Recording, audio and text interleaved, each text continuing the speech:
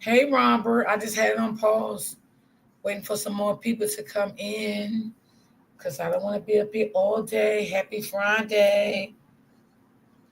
Happy Friday. Oh, Lord. Ooh. Hold on, Robert. Let me just get to.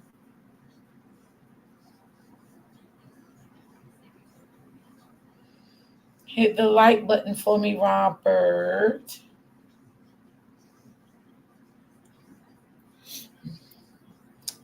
Nobody got notifications? I don't know. I don't know.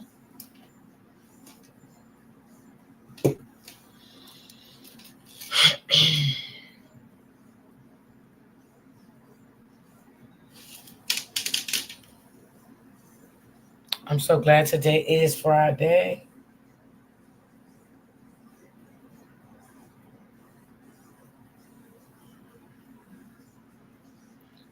Thank you, thank you, thank you.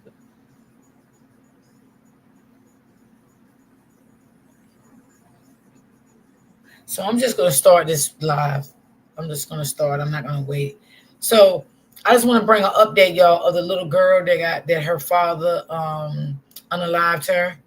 I want to do an update on her. It's a quick little update that I'm gonna do on her, and then I'm gonna do maybe two stories. I don't know. All depends on who I get in the chat. Hey, Auntie Lynn, I love you. So this is a update I'm gonna bring on to hear about the little girl. Okie dokie. I'm not gonna wait for nobody.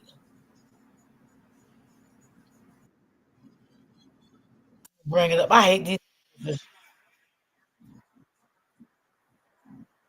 For WTOL. A grand jury indicted this father on 15 counts, including murder, rape, kidnapping, and gross abuse of a corpse. All are related to the death of his own 13-year-old daughter. Her body was allegedly left in a vacant home. But that story is not the only problems that Darnell Jones allegedly caused in Ohio. Come here, man.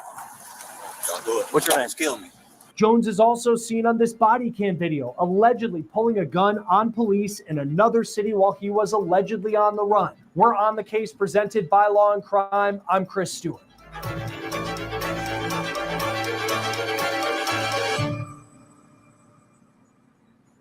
We have an update on a case that is hard to comprehend and new video of the man that police say is responsible. This is Darnell Jones. He also goes by Darnell Ogletree. This is him being wheeled into court this week in Toledo, Ohio. This video is per WTOL. Now, there are multiple layers to the issues that Jones is now facing, but at the core of this story is the loss of life of a girl who was an honor roll student. She loved playing basketball with her friends, and according to local media, she was set to receive a kindness award before she was killed. Her name was Kamani Latigue. She was just 13 years old. Police say she went missing on March 18th, and less than a week later, her body was found in a vacant house. It's a house that used to stand here. There's now memorials surrounding the lot. We'll get into what happened to the home in just a moment. This in Toledo, Ohio. When Kamani's body was found, there was a warrant out for her dad's arrest. On March 25th, police in Columbus found Jones walking on the street, and this is what happened next.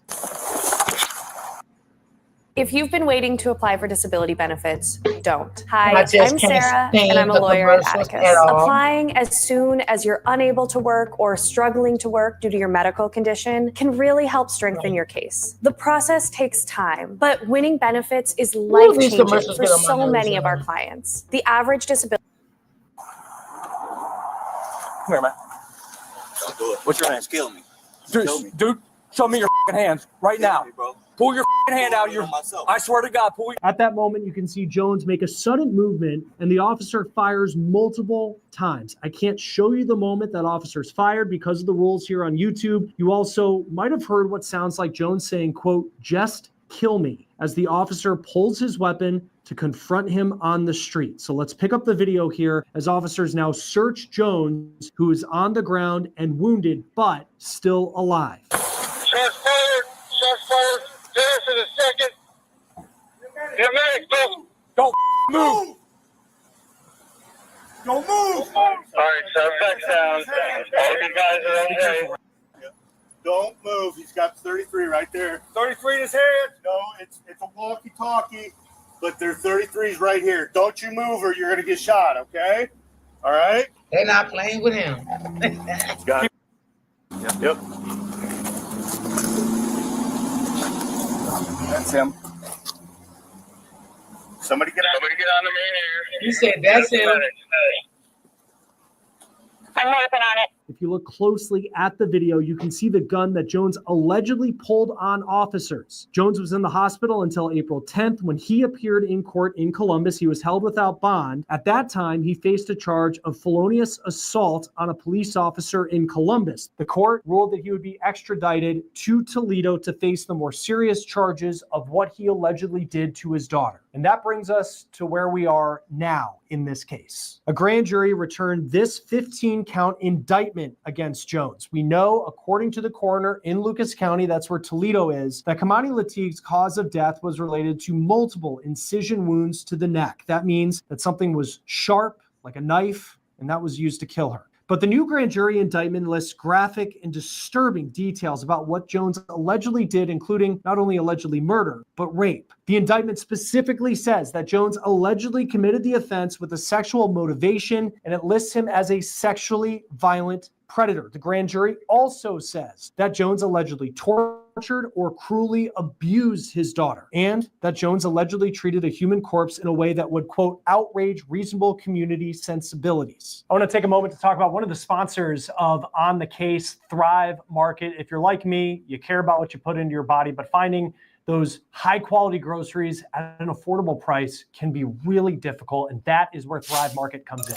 When it comes to shopping for food online, Thrive Market, it's really become my go-to grocery store where I can shop healthy and sustainable products, and they're all delivered right to my door. And one of the best parts is that Thrive Market does the heavy lifting by restricting over 1,000 questionable ingredients from all the products that they carry. I love these coconut oil sweet potato chips. We work long days here at Law and Crime. They're great to have to kind of fight back those cravings in a healthy way throughout the day. With Thrive Market, you can shop everything from pantry staples and snacks to personal care items, all from the comfort of your own home. Plus, their commitment to sustainability means you are not only taking care of yourself, but you're taking care of the planet as well. And with their easy-to-use website and app, you can filter by dietary preferences, whether you're keto, gluten-free, vegan, or just trying to make healthier swaps. Thrive Market has something for everyone. So if you're ready to make healthy food shopping as easy as just a couple of clicks and have the food show up right at your door, give Thrive Market a try. You can scan this QR code on your screen. You can also use the link in the description box of this video. What else we've learned? He is charged with murder and assault, and in the document originally filed related to an abduction charge, the court records allege that Jones did remove his daughter without the consent of her guardian, reportedly her grandmother, from her home. The document also says that when police spoke with Jones, he gave inconsistent statements about where he went with his daughter. And this is not Jones' first interaction with the legal system. We were able to pull records that go back to 2011 when Jones was arrested for arson for allegedly lighting a commercial building on fire. Then in 2015, he was arrested for carrying a gun after being convicted of the 2011 felony arson. And a witness said he had fired a gun outside a house in Toledo. Then in 2017, we found that he was arrested for felony assault, where police say Jones smashed an alternator into a man's face and sent him to the hospital where he had to receive 20 stitches. Then in 2022, he was arrested again for carrying a weapon while having been a convicted felon. And the most disturbing charges, though, those are the ones that he's accused of in the case where he allegedly murdered his daughter. I want to show you this video that we just shot of where the vacant home once stood, where Kamani Latigue's body was found in Toledo. Again, this was a vacant building. If you look at this image on Google Maps, you can see what this house looked like. Yeah, they took the house down. This past weekend, the home burned down. The home has become a place where people have come to place flowers to honor Kamani Latigue's life. Yeah, they demolished their home. They took it down. But before the young girl was placed here by her dad, it was a guy here that owned a big business in New Jersey, where I live. I don't know what part. He was going to buy that home. He was going to fix that up, and he was going to rent it. So after he found out what happened to the little girl, he didn't want to have anything else to do with that house anymore. Yeah. a life that was. Trump is now in his first month in office, and we want to know how you think he's doing as He's president. doing You guys bad. know how No, I think he's you don't doing. wanna But hear it. That was cut so short. Again, just 13 years old. Latique was in the care of her grandmother. Jones did not have custody. This family was known to the local family services organization. In the wake of Latique's death, a task force was formed to investigate Lucas County Children's Services and how they handled the case. The head of the organization told WTVG-TV that they feel they were thorough in her case. They say that Kamani was in the custody of her grandmother, who admitted to using physical discipline, but there was no evidence that meant that Kamani should be taken from the home. They also say the teen said she felt safe in the home. WTOL reports that the agency says there is no mention of Darnell Jones in their records. Joining us now is prosecutor and former deputy attorney general for the state of Ohio, Mark Weaver. Thank you, sir, for taking the time to be with us on what is such a difficult story. We have this 15-count indictment returned by a grand jury. What should we take away from what the grand jury put forward in this case against Darnell Jones? This is Lucas County, Ohio, where Toledo is. We don't see a lot of death penalty cases coming out of Lucas County. This will be a death penalty case unless it gets reduced in some sort of plea agreement.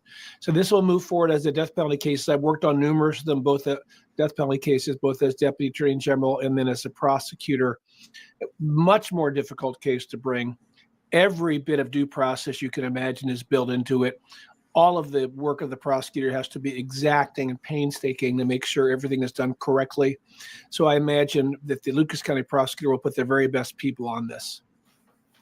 And when you look at a 15-count indictment, and it's horrific what this man is accused of doing to his own daughter. Yeah, that's sad. What is the difference between a grand jury putting forth an indictment and then where the process goes from here, where eventually, if Darnell Jones is convicted, the difference between that grand jury phase and then the trial jury phase?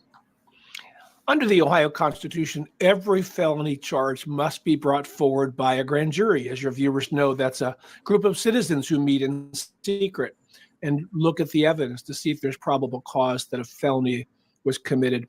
So that the grand jury handed up this 15-count indictment with all of these felonies, any one of which could serve 10 or 15 or 20 years. Some of these will merge, meaning that he can't be sentenced on all 15 of them, but he can be convicted on all 15 of them. And it now moves to the trial process. So there will be pretrial motions. Almost certainly defense is going to raise some sort of competency issue. There's very little daylight for them to be able to move around in this case. So I would imagine we're going to see some form of incompetency issue. Maybe they have some quarrel with how he was arrested or if there was a search warrant. So there's likely to be This a man had a motion to bad criminal suppress. background. So these pretrial motions that happen in the months ahead of a criminal trial, that's the phase we're moving into next. You look at this case and the family was known to the local child and family services organization in Lucas County, but there was no evidence from what we've heard so far that there was no evidence to remove this child from the house in previous instances. She had been in the care of her grandmother. In your experience, what do you take away from what we're reading about some of the potential red flags leading up to the death of Kamani Latique? Well, there's the criminal case, and it appears this man, Darnell, two different names, last names, I'm not sure which is the right one, but it seems like Darnell is squarely at fault and culpable for this case. He's presumed innocent until he's proven otherwise, of course. But then there's a civil case, potentially, to see whether or not the county committed any negligence in supervising this child. I've worked with a lot of children's services agencies over the years, and here's the thing that most people don't know. They are overwhelmed with cases. They're overwhelmed with allegations and referrals, and they are not mind readers. So when they go out to a home to do a check on a child, they can't know that perhaps there's a father out there with deeply evil intentions who's going to show up one day and do the sort of crimes that this man has been charged with.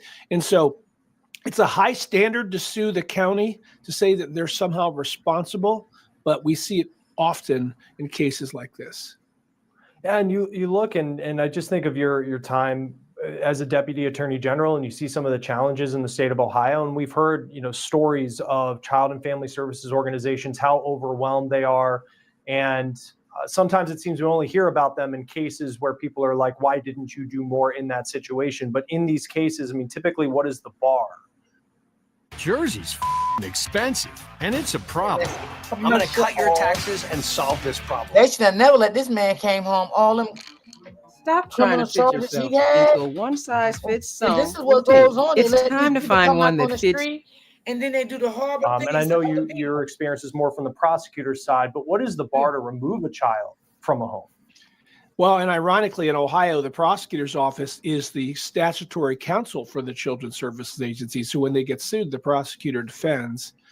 It's not true in every case, but it is in Ohio. That's how it works. You have to be able to show that the people who were supposed to be monitoring this child, the people who work at the Children's Services Agency, had some reason to know that this was possible or even likely, and that they ignored that. It's a pretty high standard. It can't just be that they weren't careful and didn't check every box. It has to be something that would suggest that they were well outside what we expect from our children's service workers. And if that's true, then the county can be sued for money damages, and that case would be brought by the family of the dead child. Going back to talking about the death penalty and the possibility of that being the fate of Darnell Jones, if he is indeed found guilty of what police are alleging. Exactly, Robert. What does the process look like where someone commits murder? It's awful. But if they were to commit murder at the level of what we're reading in this grand jury indictment and what police are saying he did, how does it get to that bar where the state decides that this is a case where life in prison is not good enough if someone's found guilty? So in most states, certainly in Ohio, we have murder charges, and then we have aggravated murder charges. So murder is your actions killed somebody, and aggravated murder is your actions killed somebody and you acted with prior calculation design, and maybe it was a certain kind of somebody. Maybe it was a police officer, maybe it was a child under 13, or in this case, maybe you were committing another felony in addition to the murder, and that makes you death penalty eligible. These are aggravating circumstances to murder, which is why we call this form of murder aggravated murder, or also known as capital murder. Now, let's be clear. I will not be surprised, nor should your viewers be surprised, if there is a plea agreement that goes something like this. Prosecutor to defense counsel, if your guy will plead to ag murder without the death spec and accept life in prison, we will drop the death penalty charges. We'll go, and this will be done in a few months. I suspect that sort of conversation will happen. Who knows? The defendant has to agree to that. Maybe he thinks he can roll the dice and get past this. But if he would like to avoid being executed, that's one way to do it. Why would the prosecutors, if they have, and it appears they have a lot of evidence, apparently he also admitted to police officers that he did this.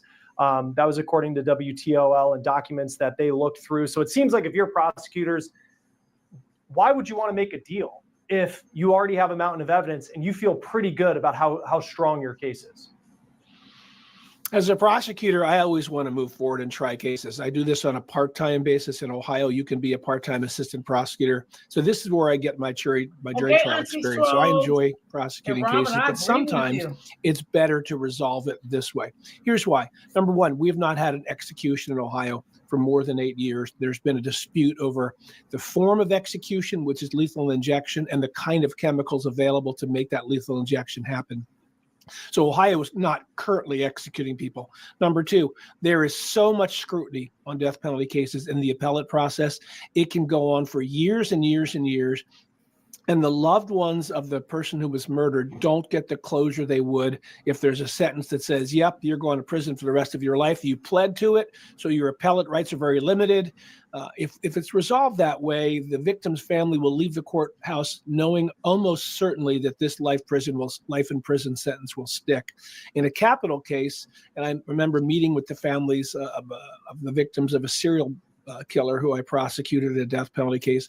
I met with them right after the conviction and the sentence, and they asked me, is it sure, are we sure that this is going to happen? And as I always say, you can never be sure. In a death penalty cases, there are so many appellate rights and so much scrutiny brought on it, Any court, state or federal, can overturn that verdict and send it back down for another trial.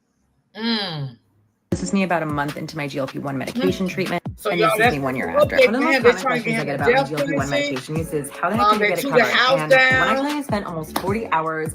They took the house down. That she What got. does the timeline look like on this She was case? hiding that, And how do we get to the point where the judge or jury and would he say just got out that of the hospital. the death penalty is what I we're thought he going was already with out. for a sentence for Darnell Jones if he's found guilty?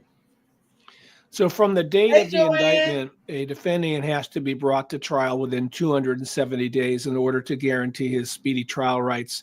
If the defendant is in jail awaiting trial, every 1 day counts as 3. So it's essentially 90 days to bring it.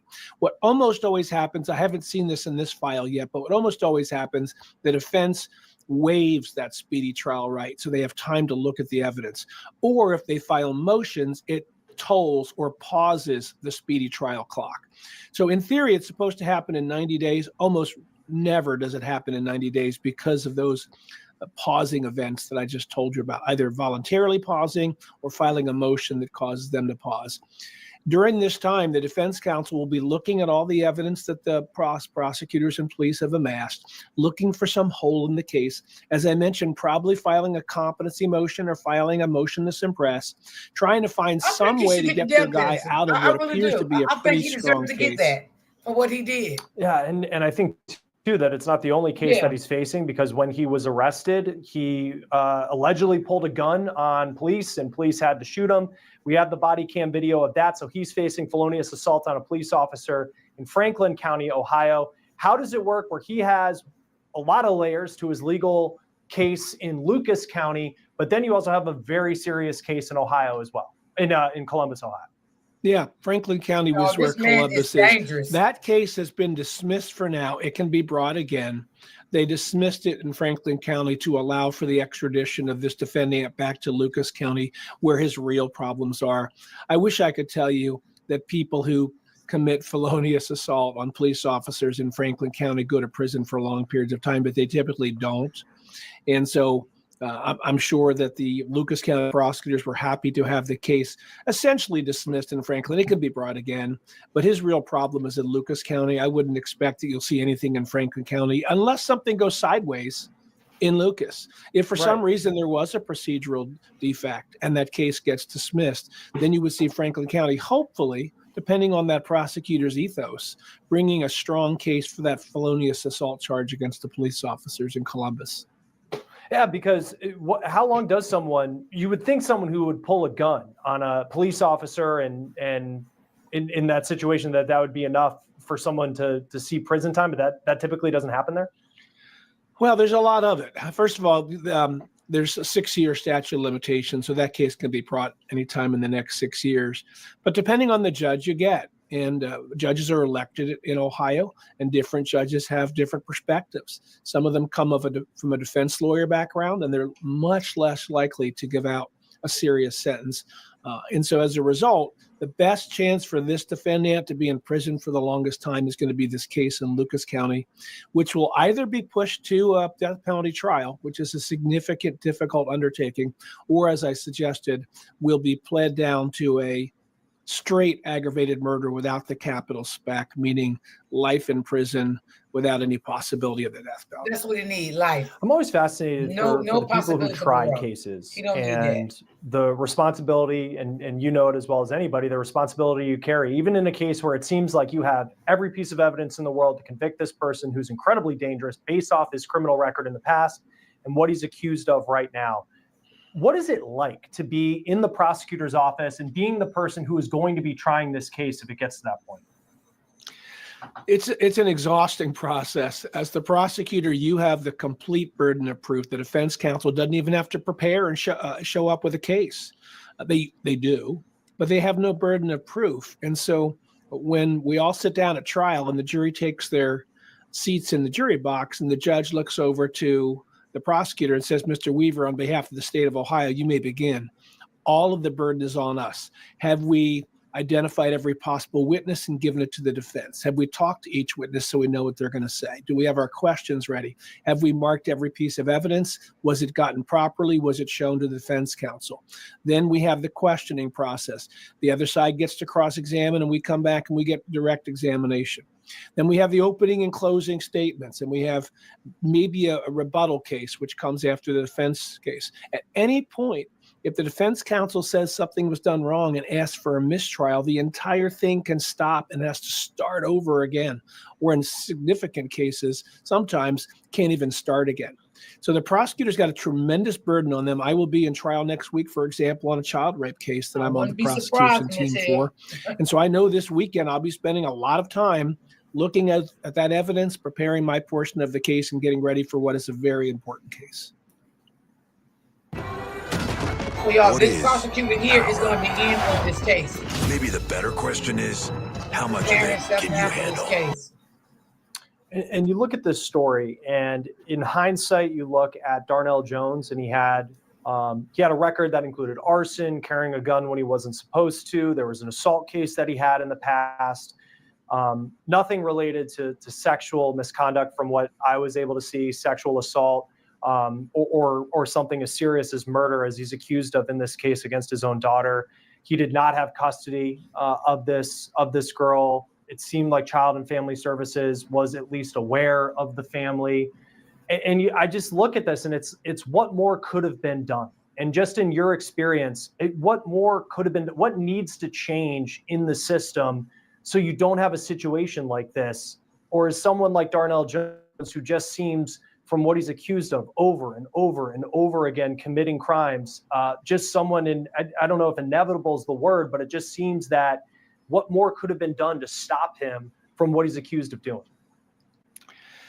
I spent most of my career working in and around law enforcement, local law enforcement, county level, state. I was spokesman at the Justice Department in Washington, D.C. early in my career. And so one thing I've seen looking at all these cases is that there is evil in this world, and there are people who are willing to commit that evil. There is nothing we can do to make that go away completely. We want to do the best we can with the tools we have, but we live in a free society. And so the ethos of the founding of America is that people get to be free of government intrusion and government surveillance to the greatest extent possible. So we don't know what lives in the hearts of people who are thinking about what they're going to do to somebody. What we want to do is, once somebody is identified as a violent person in another case, we need to give them longer sentences, because one thing we do know, that if they're behind bars, they can't prey on innocent people in the community. Longer sentences helps, stronger sentencing laws helps, and having a serious approach to law enforcement and supporting our police. These things are all important ways to keep us all safe. All right, Mark Weaver, former Deputy Attorney General of the state of Ohio and prosecutor. We appreciate you coming on. I mean, this is such a sad story, a tragic story, and your perspective really helps us break it down. Thanks for being here. Let's all pray for this family. I know I am. Thank you. Absolutely. Yes. For On the Case, presented by Law and Crime, I'm Chris Stewart. We'll see you next time. Yep, y'all. So that was the update. That was the update for that family. So let's move on to the next story.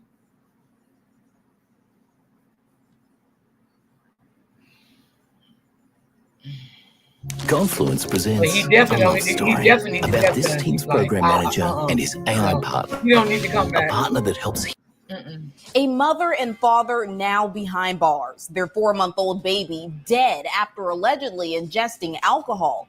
According to deputies, the mother made an alarming confession, allegedly claiming whenever the baby would get fussy, the father had a fix. Not a bottle, not a lullaby, but alcohol rubbed on the infant's tiny gums. The baby's autopsy revealed an ethanol reading of 3.210. Investigators say that level is catastrophic and fatal for an infant. But it wasn't just what was inside the baby's body that shocked investigators. It was what they saw inside the home. Reportedly, no running water and roaches everywhere. As you come in. I'm Kennedy Walker, and I'll walk you through a case that's as horrifying as it is heartbreaking. West Virginia mother and father are under arrest, accused of killing their 4-month-old baby by allegedly rubbing an excessive amount of alcohol on the child's gums. According to police, Angel Talbert and James Smith welcomed a baby in July of 2024. But just 4 months later, in November, that baby was dead. Court documents obtained by Law and Crime reveal that on the morning of November 16th, Talbert told investigators she got up to use the bathroom and asked Smith to check on their baby. Smith reportedly told police that the child was lying face down, unresponsive, and not breathing. He began CPR while Talbert called 911. The infant was rushed to the hospital, but doctors were unable to save her. At the time, both parents told investigators the baby had no known health issues. She was, as they said, a healthy child. But investigators were not convinced. Documents detailed that the infant's face was discolored as if the baby had been lying face down. An autopsy was ordered and questions began mounting. Was this a tragic sudden death or was something else at play? As police searched the home, they described the living conditions as, quote, very poor. Deputies reported seeing roaches crawling throughout multiple rooms, and the house had no running water. Smith allegedly showed deputies a spigot where they would fill containers to take to the kitchen and bathroom if needed. Investigators also noted seeing a smoking device and claimed Smith admitted it was used to smoke THC. Then, months later, Did y'all just hear that? I'm Sarah, and I'm an attorney here at Atticus. It's no secret that getting approved for disability benefits can be extremely critical development. In April of 2025, the state's medical examiner's office reported that ethanol was found in the child's blood with a reading of 3.210. Doctors say that level of alcohol contamination would be deadly for any child. Police questioned the parents again. At first, both reportedly denied knowing how alcohol could have entered the baby's system.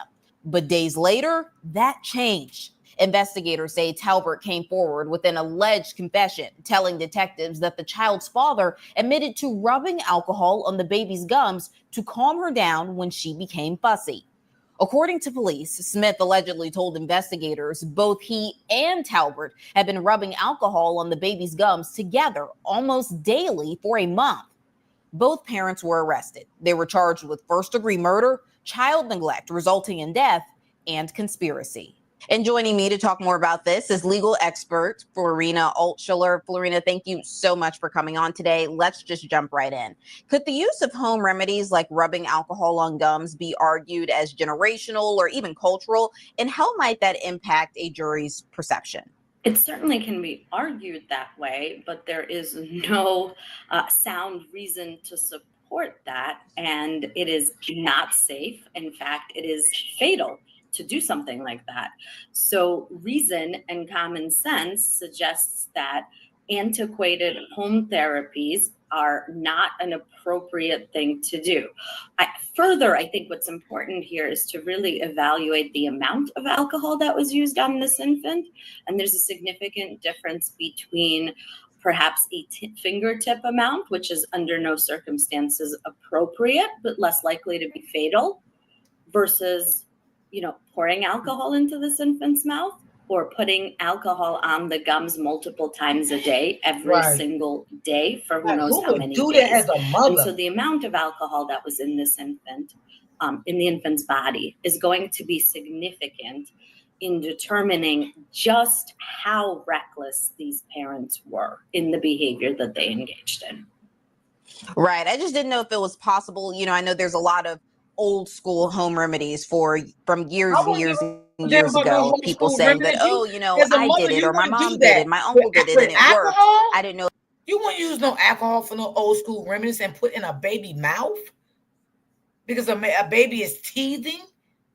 Old school remedies. I dare you to even say that. There's a lot of old school remedies, but certain remedies you shouldn't do on your children. That's what I'm trying to say. You take your kids to the doctor and get your kids checked out. It's all type of things that you can use for babies when they're teething. Come on, let's be real. If that could potentially be argued, especially to prove that it wasn't intentional, potentially. What do you think? So the question of intent, it's kind of like with drunk driving, right? Did you intend to drink the alcohol? Yes, you did. So did these parents intend to put alcohol on the infant's mouth? Yes, they did. Did they intend to purposefully kill this infant? I don't think anyone would argue that they did. But the intent is in the act, and then the act resulted in a fatality. It's just like shooting a gun. When you shoot a gun at somebody, you may not necessarily intend to kill them. Maybe you intended to scare them. Maybe you intended to hurt them. But the likelihood that you will kill them if you shoot a gun at somebody is pretty damn high. And so the question is, did you intend to do the act? Not necessarily did you intend to have that result occur.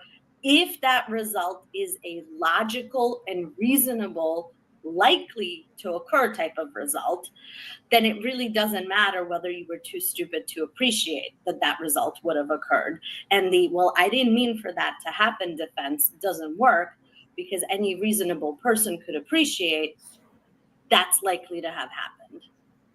Yeah, you definitely bring up a good point there. How difficult is it to prove first-degree murder when alcohol is involved rather than a weapon?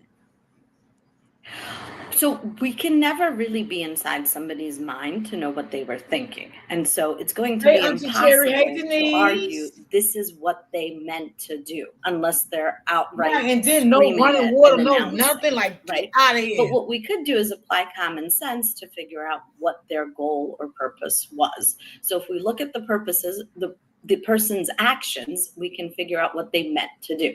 So somebody is taking kernels of corn, putting them on a frying pan, adding oil, turning the heat on. They're not announcing that they're about to make popcorn. They're not telling us that their intent is to make popcorn, but we can logically deduce from their actions that their goal is not to make soup. Their goal is to make popcorn.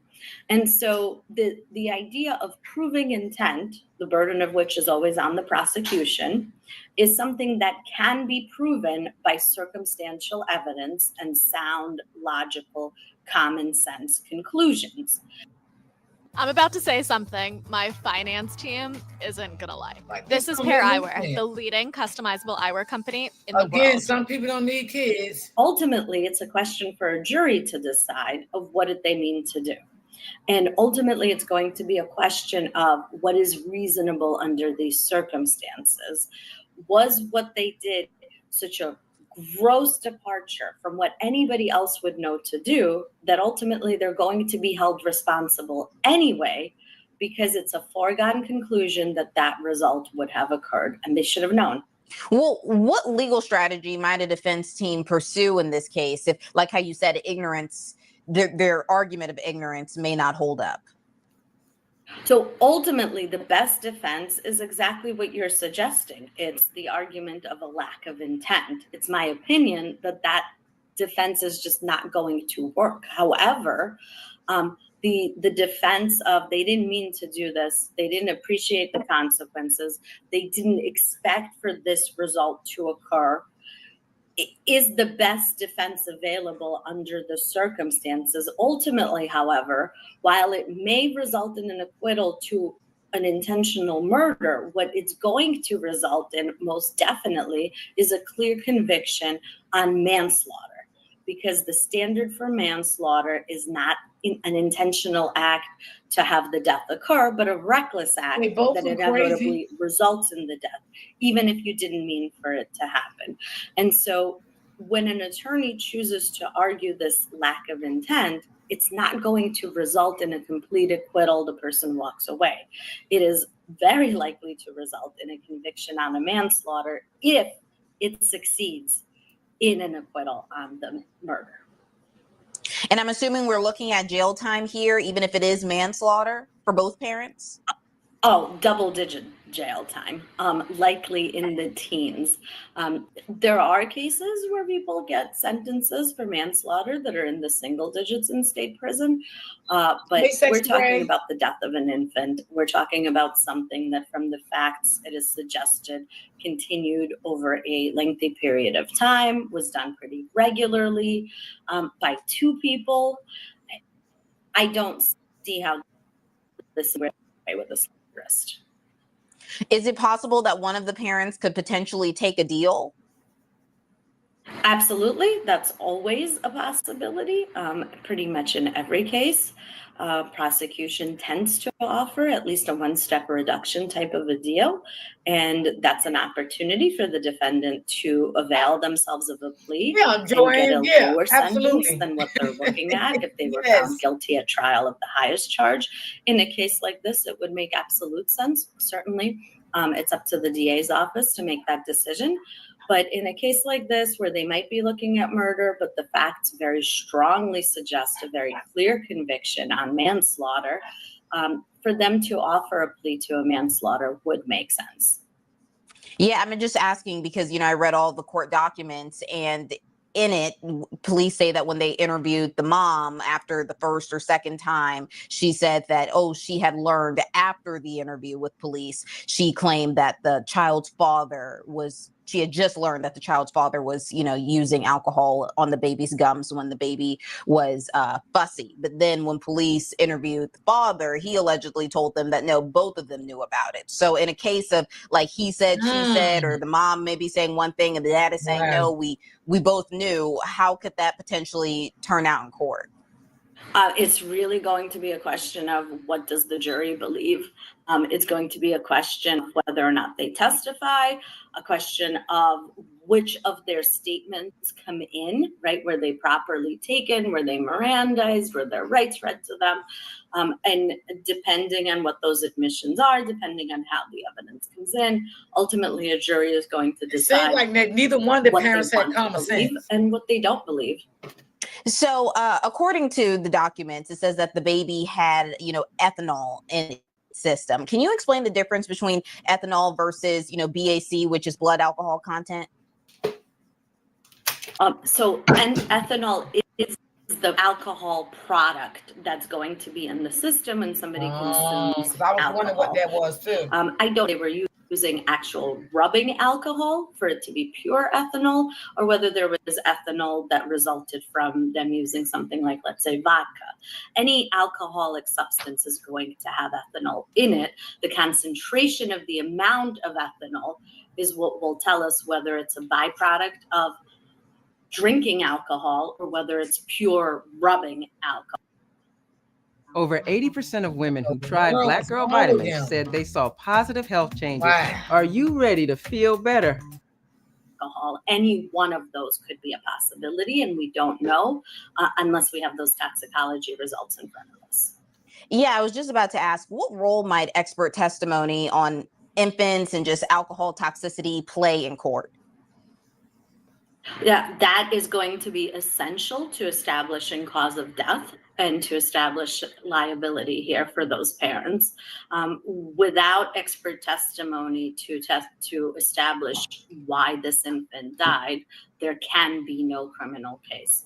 And so an expert is going to have to testify what those ethanol levels were, what was the concentration, whether they're able to give an opinion, which most likely they will, as to when that ethanol was placed in this infant's system because of half-life and the body essentially eliminating alcohol from the system. We can deduce to a reasonable degree of certainty an opinion as to when that alcohol was administered. In other words, is it something that these parents gave this infant a few hours ago or a few days ago? And it would obviate a potential defense of didn't do it, somebody else did. This infant was in the custody of a babysitter or some other, and so maybe that person did it because when we were with this infant during these, we couldn't have done it. So timing to be key as well. But really, it's the amount of that alcohol in the system that I think is going to be important, because potentially there could be an argument by the attorney for these parents that, oh, it was just a fingertip dab just one time. Well, not if the toxicology results show that the amount that was in the infant system was clearly not just a tiny one-time dab from a fingertip. And I'm not saying that the dab from the fingertip is okay. It absolutely is not. It is well established scientifically that even a dab could be fatal. The younger that infant is, the worse it is, but certainly the more in terms of quantity of alcohol, the worse it is. Could the prosecution use the alleged poor living conditions to strengthen a neglect or abuse case? They should. I think the alleged poor living conditions are a neglect and abuse Absolutely. case. But these parents Look would at be the very, house, y'all. very Look, lucky look. if all they walk away with is Lord, a have conviction mercy, on a Jesus. neglect or abuse Lord, have mercy. charge. These parents are looking at being criminally responsible for the death of their child. And if all that can be established is that they were neglectful parents with some misdemeanor child endangerment charge, that is a gift. Well, can you just explain, what distinguishes child neglect resulting in death from involuntary manslaughter in legal terms? Again, they're charged with more serious charges, but if they are able to at least plead it down to that manslaughter. Well, so child endangerment is a misdemeanor charge. That is something that applies when a child does not die. We're talking about somebody who's put in a dangerous situation, but luckily there are no serious injuries. Here, what we're talking about is an infant who is deceased. And so neglect could result in that infant being deceased, but now we're not talking about a mere child endangerment charge. We're talking about manslaughter. We're talking about murder. We're talking about very, very serious charges.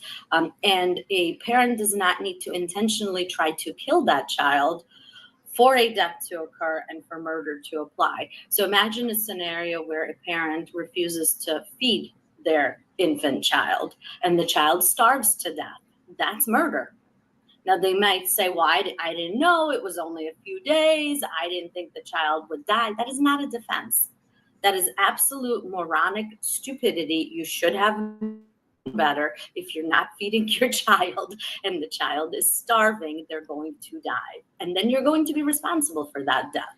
And you can say, well, I didn't mean to kill the child. And arguably, maybe you didn't mean to kill that child, but you absolutely should have known that death was a very real and very likely possibility. And so the act that you engaged in is neglect. But it is neglect to such a stupidly high level that it resulted in death. And any person with any reason or common sense would be able to foresee that death is very, very likely from that action. And that's what this is. This isn't parents starving their child to death. Oh? Mazda? Hold on, y'all. The Mazda CX-30. Mazda. This is parents administering a poison into a child's body, that poison being ethanol, alcohol, and that poison resulting in an infant's death. And so that is something that they should have known could happen, and it's something that they should not have done. And now they're looking at very serious criminal charges as a result. Could prosecutors consider this a case of felony murder if neglect is proven as the underlying felony? Yes and no. So they need to be able to prove that a qualifying felony was committed by one of the two participants, and that in the commission of that qualifying felony, a death resulted. So typically felony murder is something that's applied in, let's say, the course of a bank robbery. Two people go in to rob a bank, and one of the two shoots and kills the teller. Well, the person who did not shoot and kill the teller is going to be responsible for felony murder, even though they didn't pull the trigger, even though they maybe didn't know that somebody was going to get killed. They thought they were just there for the robbery. But in committing the robbery and in knowing that they were there to commit a robbery, they committed a qualifying felony. A death occurred in the course of that qualifying felony, the robbery. Now they're on the hook for felony murder. This is a little bit different, and West Virginia state's laws are going to apply to answer the question of what qualifies as an underlying felony for purposes of this felony murder. I could tell you that in New York State, child endangerment is a misdemeanor, and it would not qualify to result in felony murder, but you would still have the manslaughter, and you would still have the recklessness that resulted in the death. Right. Well, how might conspiracy charges be proven in a household where both parents live together and share child care? Conspiracy would mean that they would need to be acting together.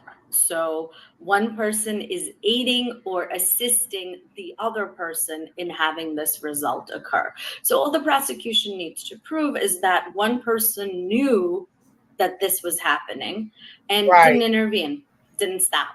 That And would he be already sufficient said for purposes of in the beginning conspiracy that of he administering knew he was doing it. alcohol They were to the both doing infant. it.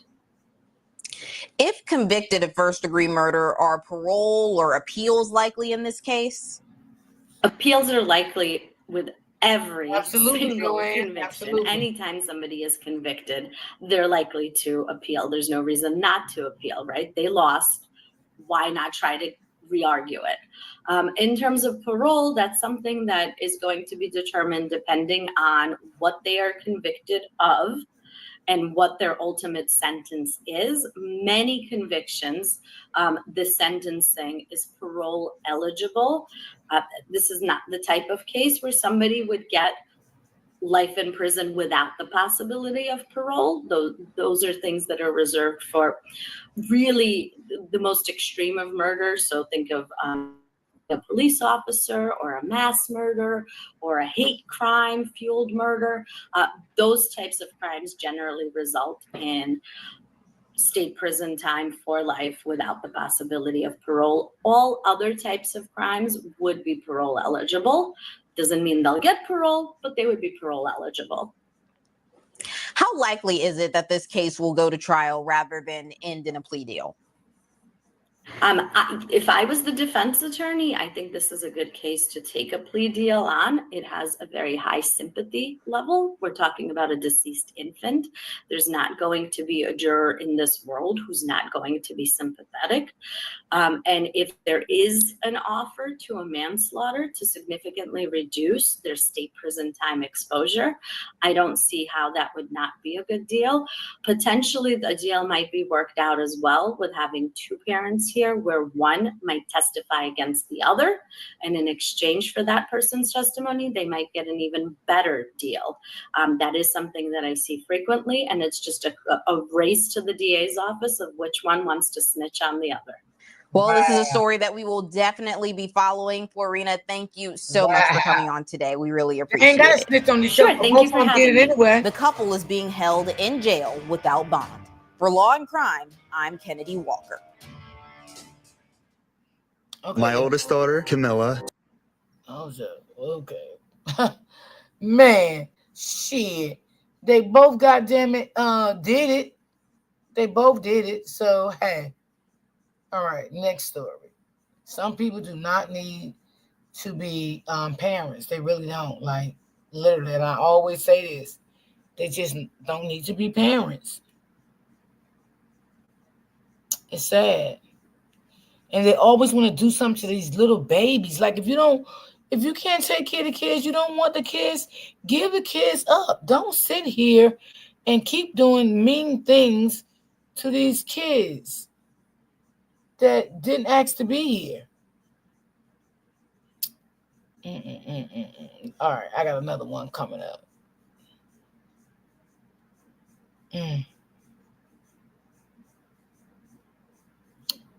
Boy, I tell you, let me see. 17.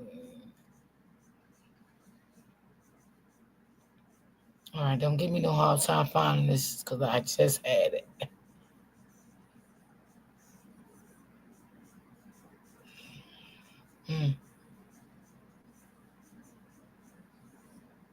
All right, I think this is it here. No, that's not it. And y'all, next week I got a good story that I want to cover next week, but there's a lot of parts to it. So I'm gonna check it out over the weekend because I don't know how long the story's gonna be.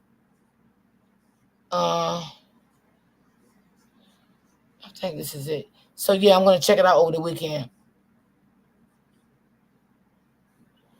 And I'm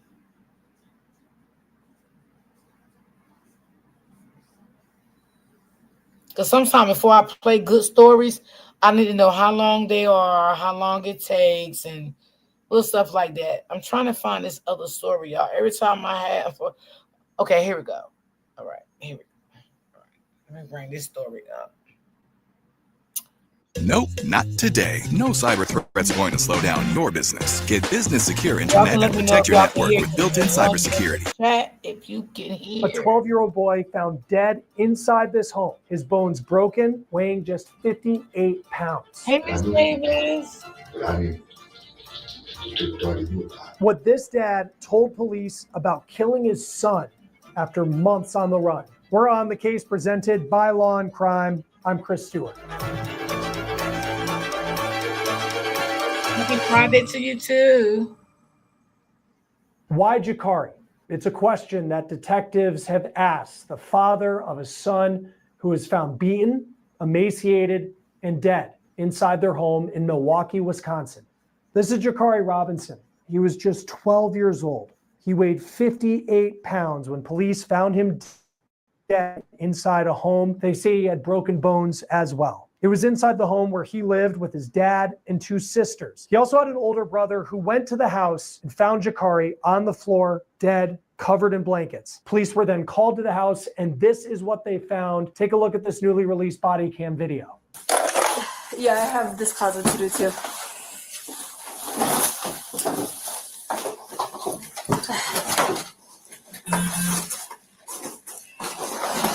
Exactly, Auntie Lynn. I need to know that too. Like, what is going on with these parents?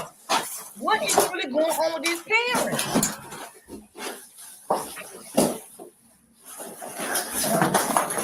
What?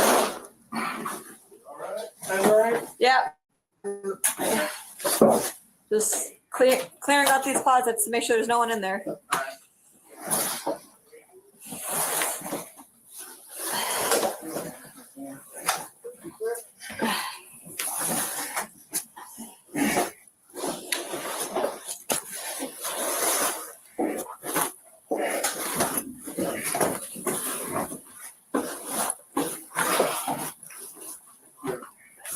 All right, let's just do this Go closet to really quick. the Scribe office if y'all could. If you can't, it's okay. Thank you. Hillsham, can I get a light? Hey, Catherine. If you've been waiting to apply for disability benefits, Hold don't. on, Robert. Hi, Read your I'm comment in Sarah, a second. and I'm a lawyer at Atticus. Applying as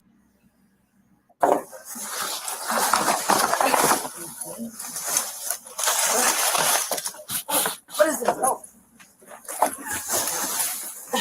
Yes, the dad did this. Look at the house, y'all. Look at the house. Look at the house. It's filthy.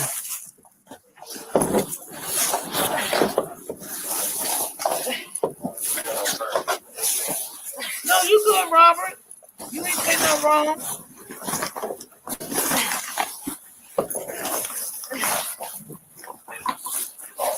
Look at the cop. They struggling, y'all.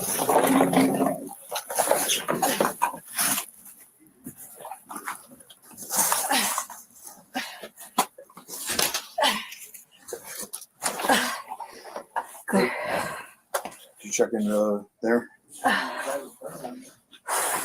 This is sad.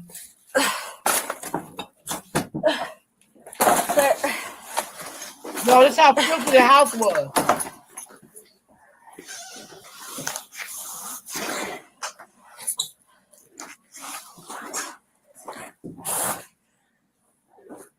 Is this house occupied? It's barely used as a staying unit. Where's the DOE? Right there. Oh. Doesn't even look lifelike.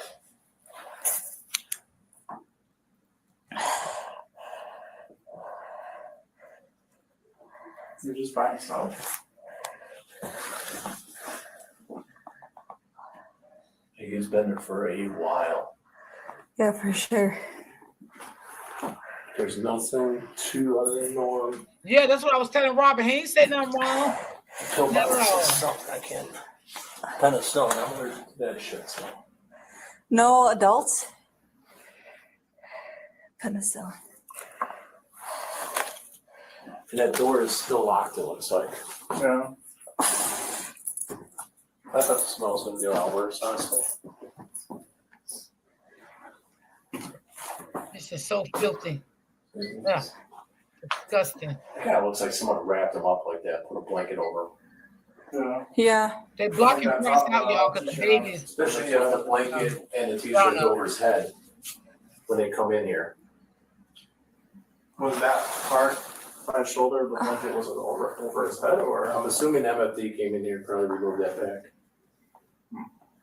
But you got 2 pairs of sandals here. You got those. Carson's too. And no one else was in here with him, just him? Apparently his brother just checked up on him. He hasn't heard from him. His brother outside. I guess he's supposed to be living with dad. So it's just probably mom's residence? I never male or female. Something don't sound right. A lot of it's the rooms that me and Hillsham checked, they were females. Like little girl clothes. Probably mom. Or some sort of family member. But we were saying that. No working toilet. No working shower. That's crazy.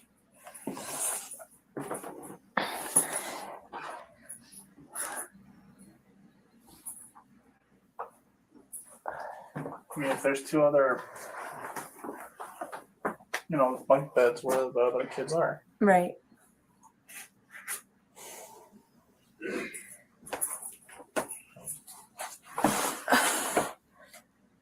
Wonder if this is just a nasty case of neglect. I want to take a moment and thank Upside for sponsoring today's Law and Crime YouTube takeover. Upside's a free app that gives you cash back with conditions that Jakari was living in. And then you also get a sense from just hearing how the officer is breathing, what this home smelled like. We would later learn that Jakari had been dead in the house for roughly a week. Jakari's dad, Romy and Moy, was nowhere to be found. Police looked for him for months. The boy's body was found in October. They wouldn't arrest him until February. During that time, police believed he actually was active on social media, posting on Facebook about this case, and they would confront him about that in this police interview. Before we get to that point, let's build up from the beginning of this interrogation. Obviously, we're here because of Jakari. So the main thing that we're wondering here is what happened with Jakari.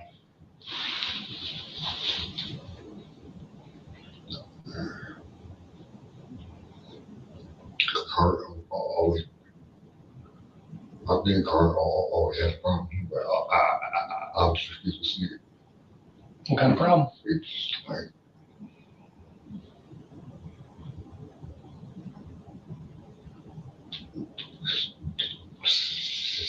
say he wants to do whatever you want to do, and all types of stuff. Custody all the way, or you hear him, or you try to attack or all the other girls. Then at that point, then it started getting to where he just wanted to this I still alive. Still alive? So he had some discipline problems? Yeah, a lot. What was he stealing?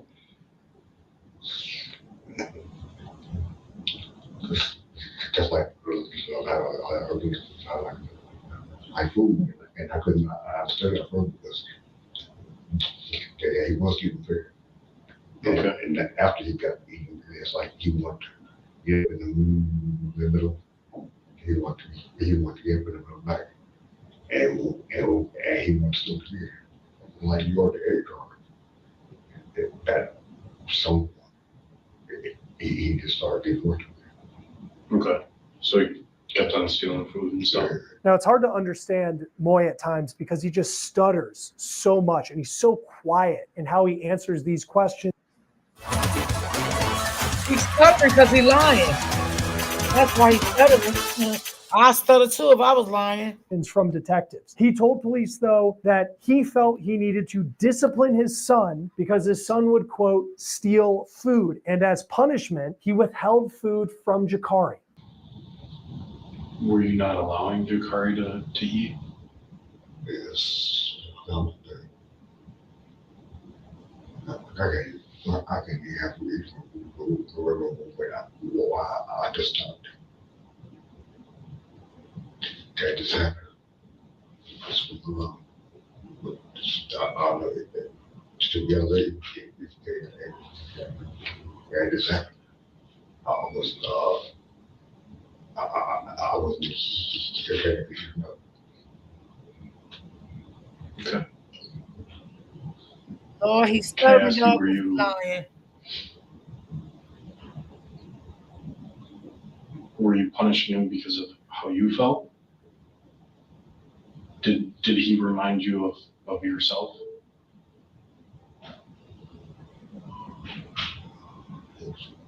He was way different. Get out. Then why Jakari? Well, because the way he got the way he acted,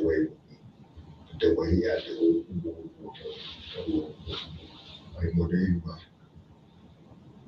Okay. So did Jakari get a lot? I'm sorry, it's just a little difficult to hear. I got the vending machine out there making noise. Was Jakari getting punished in other ways too? He had some healed, broken bones. Oh, yeah. Wow. Was that from him getting punished for stealing the food? Moy seems to blame a lot of his son's murder on his fiance who died in what he said was an overdose. Moy had custody, not just of Jakari, but of his two sisters who also lived in that house, who he said were not restricted to eating food like the 12-year-old boy was. The boy also had broken bones. Moy said he would beat Jakari if he caught the boy with food at times he didn't want him to be eating. What about the whoopings? Because he had some pretty serious injuries. Can you describe these whoopings to us?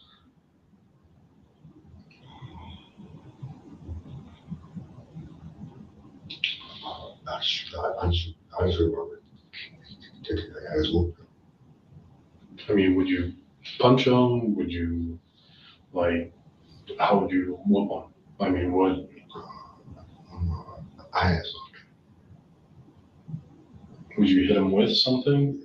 With a shoe or something like that. With a shoe or, okay. Was it always something different? That is a shame. No, I just, I remember it. Hey, Mom Dukes, you came in time enough with this one. So he passes. I'll just update you a little bit. The father here, he's abused his son, beat his son, unalived his son, left his son in the house unalive for quite some time. And I don't know who called and whatever and reported that the baby was in the house. But this father here was posting on Facebook and everything while the baby was unalived and filthy, nasty house. They were living in filthy conditions. And he was still posting, but he's telling the detectives now that he beat him, when he used to eat a lot of food and, and stuff like that when he had no business eating. So this is basically what this story is about. This is on the 3rd. The couple of days before that, I mean, did you know that he was getting close? No, I didn't realize. You didn't even realize? I don't know. So after he passes, what do you do? I was in shock. And I just stood there like, I didn't know what to do. I didn't know what to do. So, the only thing I did was I just sat there. Back in the house with him. I didn't know what to do. I didn't know what to do. Did you think about calling for help? Can I ask why? I don't even know why. I just didn't. I probably because I'm shocked. I didn't know what to do. I was scared. Because I never ever lived in that. So I was like, I didn't know what to do. I was afraid. I didn't know what to do. How long did you stay with him? Stay with him like a week. Like a week? That's a shame. And then where'd you go? That's what I was with. So that's why I was downtown.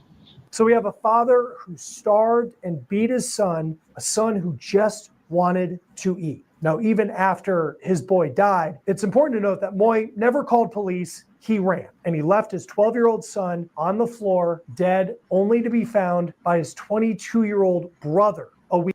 When it comes to ideas for your bath project, you have options within options at Floor & Decor.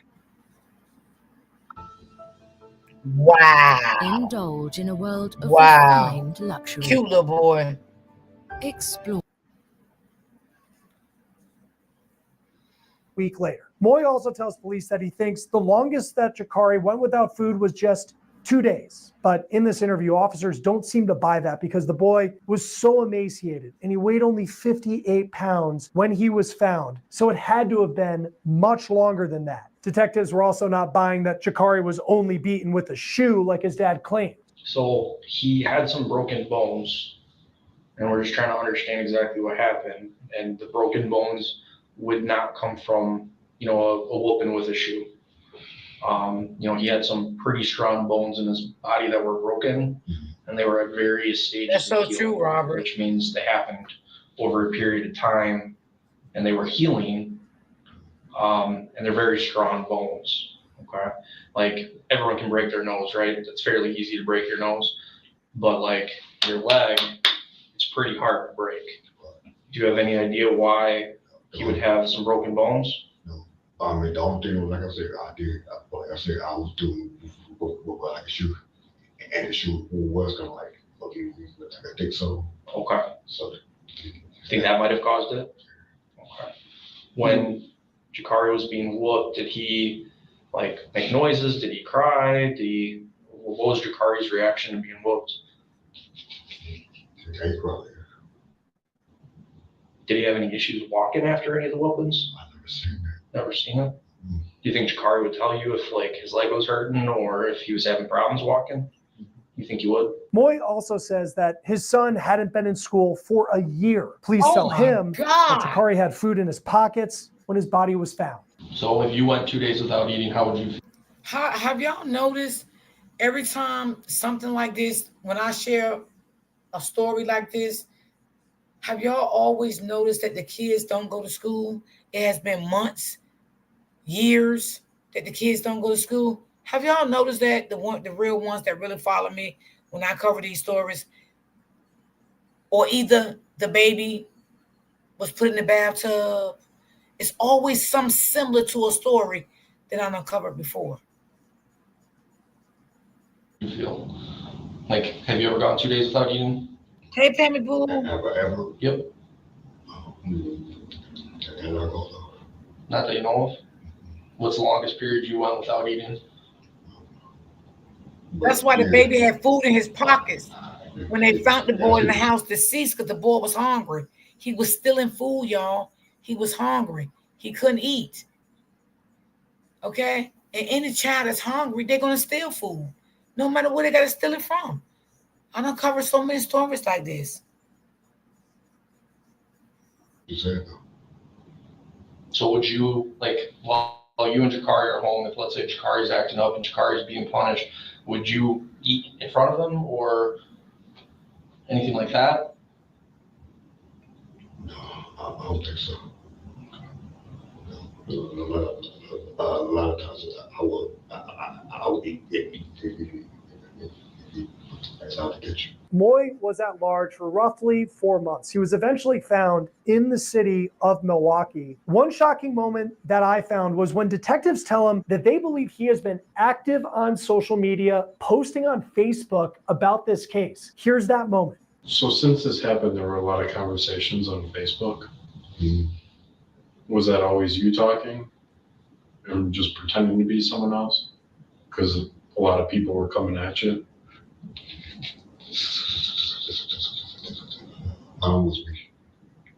It was always you? Yeah. So there's a couple of messages in there where it says that what happened to Jakari wasn't an accident. You say it's a couple of messages that was not an accident. That you had responded then to people saying that what happened wasn't an accident. I can't remember. Can't remember. So I have, particularly, there's one here.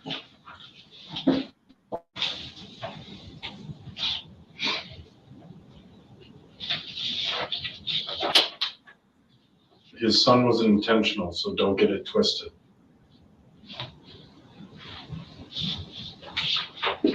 It was sent in November. It's from you.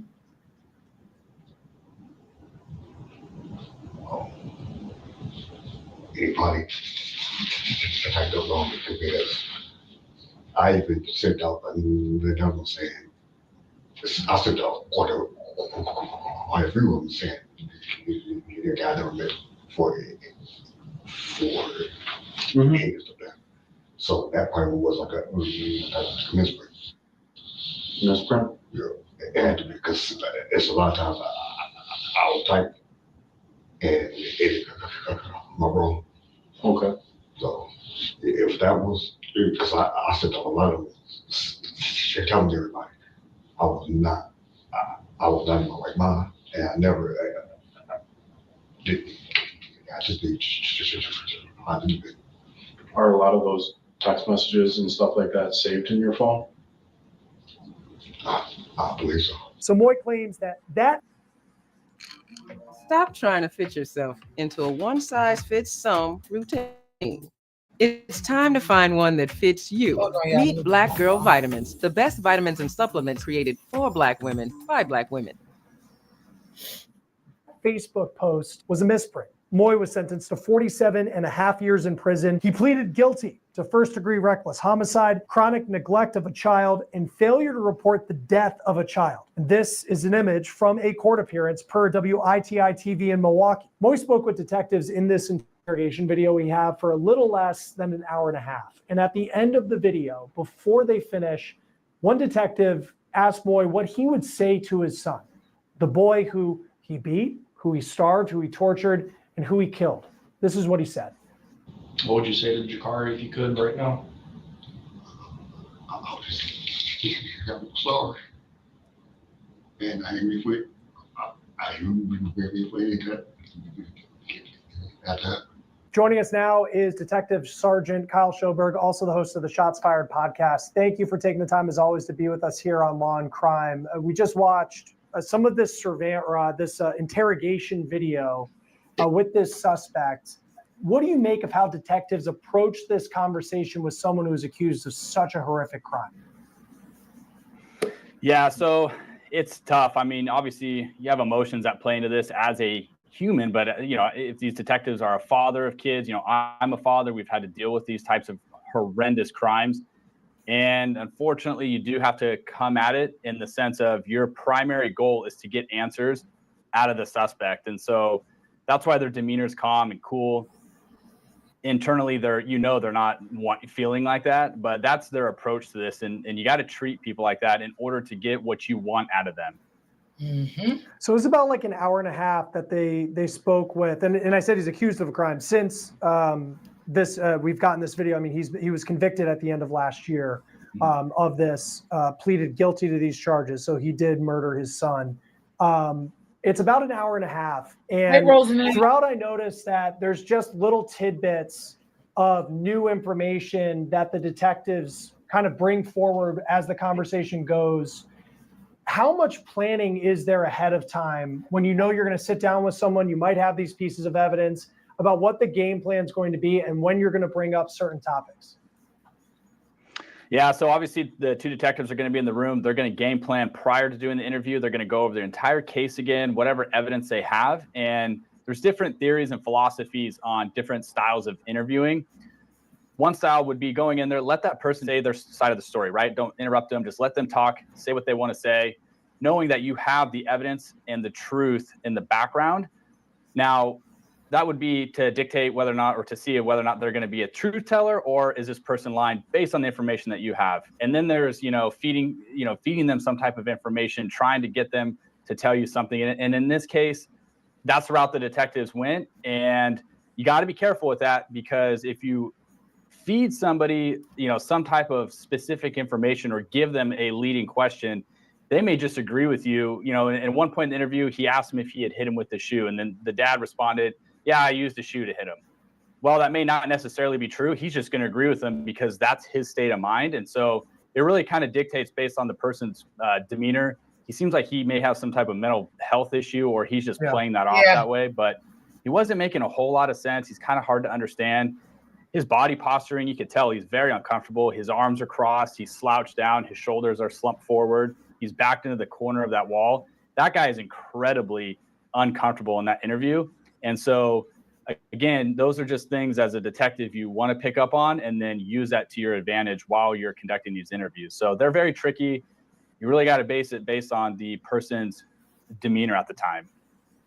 Did you feel, I mean, he admits that his son died when he was in the house and it was from just malnutrition was the reason. And in the beginning, it seemed like the detectives wanted him to say it. And maybe he wasn't aware. I mean, about the mental health issues, it did not appear that he was, to be bluntly, someone who is an incredibly smart person. But then near the end of the interview, they say the boy died of malnutrition. Is that kind of the game plan where, okay, let's see if he'll say it? And then if an hour from now, we're still kind of dancing around what he's talking about, let's see if he'll agree with what we put forward. It just depends. You know, you don't have to get him to admit anything to get conviction, right? If you already have the autopsy, you know what their cause of death is. Telling him that information or not really isn't going to dictate whether or not he's going to be found guilty by a jury. You really just want to hear his side of the story. You should switch to 1-800-CONTACTS because it's super easy, so cheap. I save shipping costs. I save And if the guy's going to lie and deny all these things that happened to this boy, you know, he had all these broken bones that they discovered during his autopsy. You know, you can't deny that when he's in his care and custody. And so that's where, like, you're either truth telling or you're not telling the truth. You already have the evidence. And at the very end of the interview or the interrogation, once you get their side of the story, then you can circle back and show them, well, hey, how do you explain this? You know, how do you explain this? And then again, whatever it is that they choose to say is what they're going to say. They're either going to go down a path of not being honest, or they're going to be honest with you and tell you exactly what happened. So in this type of interview that they were doing, they were kind of wanting him to tell them what happened. And so they would sometimes feed him information. Yeah. And it seemed to me he would just kind of take that information that they would give him and then just agree with them at some point. So again, you just got to be careful about that. You don't always have to get them to answer the exact question you want out of them. Just let them say what they're going to say with the evidence that you have to prove otherwise. How many people typically, and it's hard to say, I just always find it fascinating where you have this incredibly dangerous person in some ways who's perhaps facing, maybe he's playing dumb, but he's facing the likelihood he'll never be out of jail, prison, ever again. How many people are watching these interviews as it happens to make sure that the detectives in there are safe, but also making sure everybody sees what's going on? Because there's so many people that work on cases like this. Yeah, so generally speaking, you're always going to have 2 detectives in the room to do the interview. And then, yes, oftentimes that is being live fed to another room where you have other investigators probably listening in or watching. And they may be formulating their own questions. They then could text the detectives that are in the room. They may take a break, go out, talk to those other people. But everyone's kind of brainstorming. And when you are doing these types of interviews, you know, the folks in the other room are oftentimes writing things down on what this person is saying and matching it up to the evidence that they have. And then again, they'll later come back and compare the 2 stories and call him out on whether or not he is lying. So to answer your question, yes, there are other people in a room. They are taking notes, and they are also help facilitating the questions that need to be asked. It's almost cliche here, like good cop, bad cop, but I did notice with the 2 detectives that were in the room, one of them seemed to be trying to reason a little bit more with Moy, the suspect, and then the other one would come in a little less frequently, but he seemed to be a little bit more direct in his questions. Is that maybe what they're like as people, or is that choreographed? Well, sometimes I think people are just generally like that, and sometimes people have less of patience than somebody else, but sometimes that is also a tactic that could be used. And you want that person who's being the nice cop to rapport with the suspect, so the suspect feels more comfortable with him, and maybe he'll give him more information, where you have this other guy who's not as patient. He's calling him out on stuff. that might cause a little bit of tension between the suspect and that detective to where, okay, he's not going to talk to him, which is fine. That was the tactic they wanted to use. I'm going to talk to this guy because I feel like he and I are getting along and we have that rapport with each other. So it goes both ways. And now I want to turn to some of the body cam video that was released and just some of the details surrounding this story. The judge, when this defendant was sentenced, said it was like a horror movie inside this house, and it was just really that tough, house was filthy, really Oh my tough God. to watch. And how common? I guess what's it like for you as a detective and when you come across just a home that's in this state? I mean, you could hear the officer almost. You could tell how bad it probably smelled in that house when they walked inside. Yeah, so I was just in a house yesterday that when I saw that and I was reading it, it just reminded me, it took me back to this house I was in yesterday where we did have to wear masks. It was just so gross, right? And smelly. And sometimes you sit there and you wonder, how do people even live like this? Now, thank God, the house we were in yesterday, they didn't have kids, but deplorable conditions. And, you know, if you do come into a house like that and there are kids present in the home, we would immediately take those kids. Sometimes it's sad. You do go into homes and sometimes people don't live to what your and my standards might be of living, especially if we have kids. And it's very hard because not always can you take kids, you know. There's just a lot of things that you have to go by and call CPS, Child Protective Services, run these things by them, show them photos. And like I said, sometimes it's difficult to walk away from a house with kids that you or I would think there's no way I would allow my kids to be in this situation. That is so true. But it meets the standards of these kids being taken care for by their parents. And so it's very tricky. It's sad. I hate dealing with calls like that, but it's not uncommon. Yeah, and it's just, I just think of the officers as they were searching through this home, and you had the body of this young boy still in the house. And when it is that type of situation, Thrive Cosmetics just came out with new shades of my favorite product, and I am obsessed. This is the and that's such a key piece of evidence. And it's hard to describe someone as evidence, but what are you thinking about as you enter one of these homes where there's just such a mess, but each piece could be a piece of evidence as this case goes forward? Yeah, it's a nightmare. You have a body who's decomposing in the living room. That entire house has to be combed through. You're going to have a lot of evidence technicians in there, and that's the bad part about the whole thing is you do have to comb through a lot of stuff. I mean, you want to find every little piece of evidence you can for the sake of the victim with this little 12-year-old boy who's helpless against this grown man who clearly was physically abusing him, mentally abusing him, and not allowing him to eat. So, you know, the boy's super weak. It's sad. And you do have to go through that entire house. I mean, you're not going to leave. There's no stone that goes unturned in a situation like that. You are going to comb through all of it.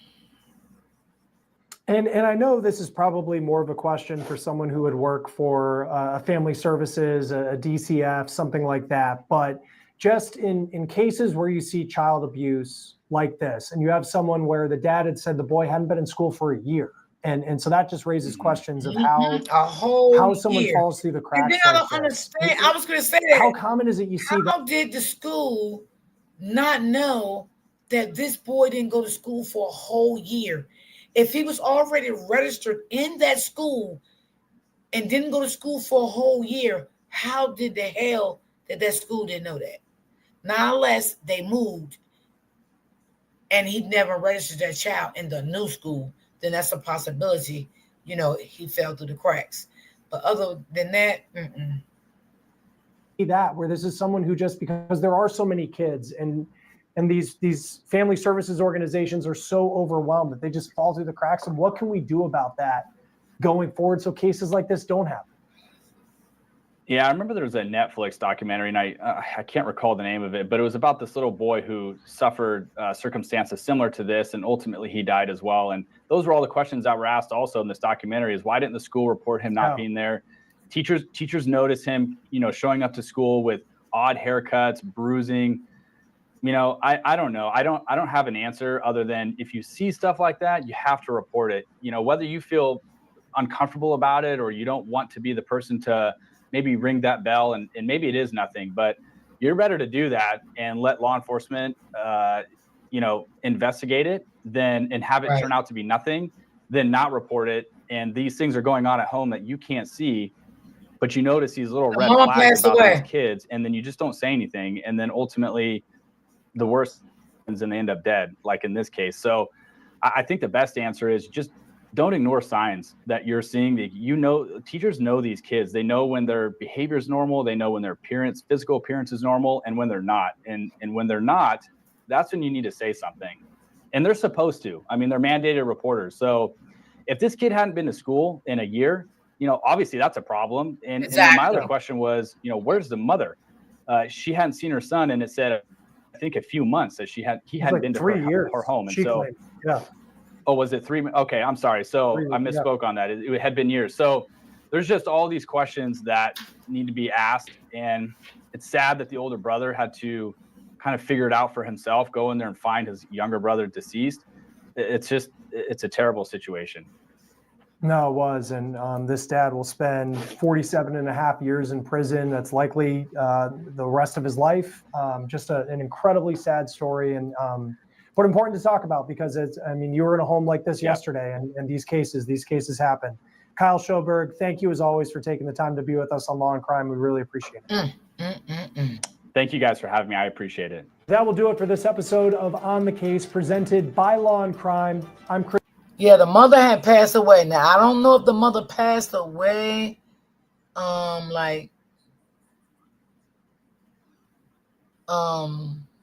soon? I don't know. But the mother had passed away too. Oh, child. Let me see. Whew. These stories really get next to you. It really, really do.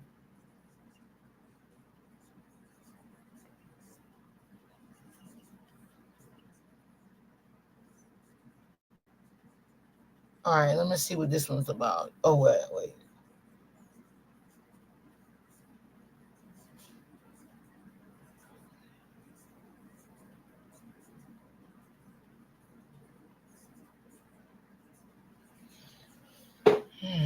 These people, I don't even know why they had kids.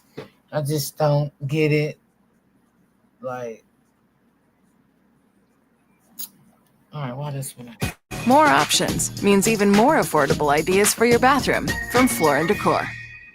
Hey, open book, baby girl. Beauty is more than meets the eye. It's self-expression, exploring new trends, and finding community. It's discovering hair and nail expertise you.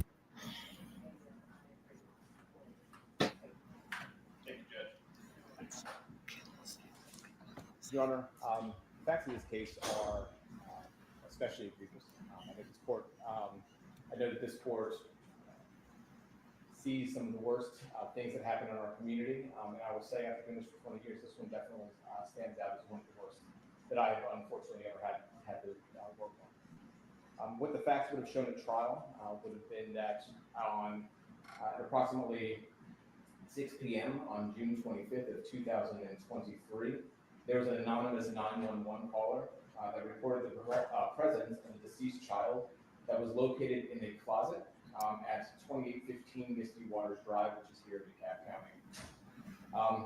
2 hours later, that anonymous phone caller actually called again, stating that no one had responded. A security guard for the apartment complex also called and reported that someone told him that there was a dead child in apartment 27. When police responded, they found a mummified child's body strapped in a stroller in a bedroom closet.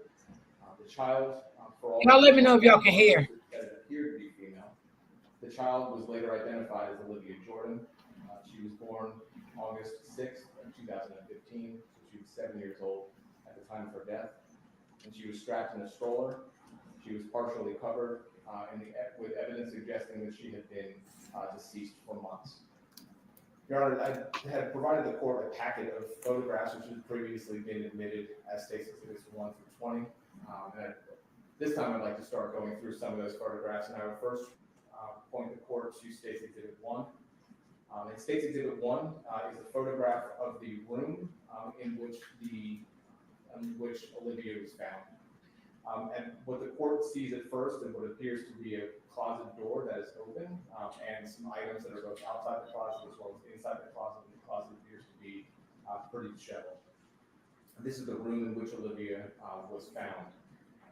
State's Exhibit 2 is a closer view of the contents that were inside the closet. And the court can begin to see in State's Exhibit 2 a stroller that is inside the closet. And if the court looks at that red area that's towards the seat of the stroller, that would be where Olivia that would be Olivia's body. All right, hold on. I'm trying to get the volume up now. A purse on top of Olivia's body, I should say that. Hold Look at State's on. Exhibit 3, which is then a closer view. You can start to see Olivia's arm, which is draped down towards the floor. She is hunched over, and there are items on top of her, including a purse that has landed on top of her. This is where Olivia was left by her mother to die, and was in this closet with various items strewn all about her. In State's Exhibit 4, the court can see a closer-up photograph of Olivia. As the court can see in this particular photo, her arm and her shoulder, and you can see that her remains have been in any contact with. Towels were placed mummification and decomposition that had occurred. She weighed only 5 pounds. Hold on, y'all. I didn't mean to skip it up. I was trying to get the volume to work. Of this apartment to Miss Hobbs as well as her husband Cameron Hobbs. I'm trying to get the volume up. The police also observed mail belonging to Alondra Hobbs and saw photos of the children on the walls. Although the apartment was vacant, there were furniture that were still there. I would point. I don't know, y'all. Ah.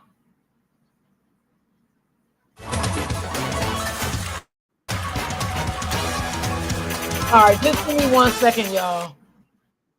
So, tell hold me. on, y'all. I gotta get back to the one I don't know. I clicked on the wrong one, y'all.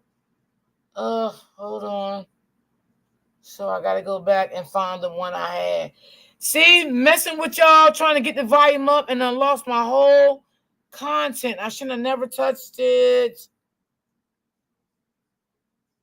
Oh man.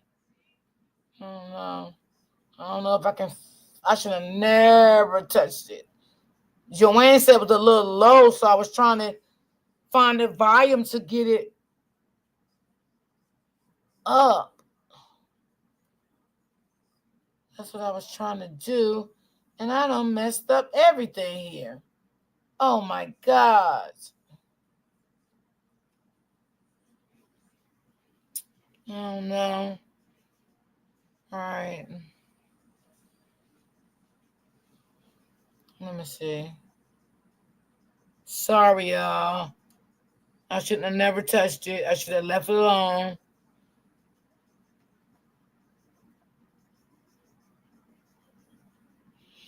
All right, I might have to look for that one, y'all, and just replay it another day because I don't want to keep people holding on. I was trying to find the volume because she said it was a little low, so I was trying to turn it up, and I lost the whole thing. So all right, I'm not gonna worry about it. I'm not gonna go back and find it. I'm gonna start another one, and if I come across that, I'll do it next week. So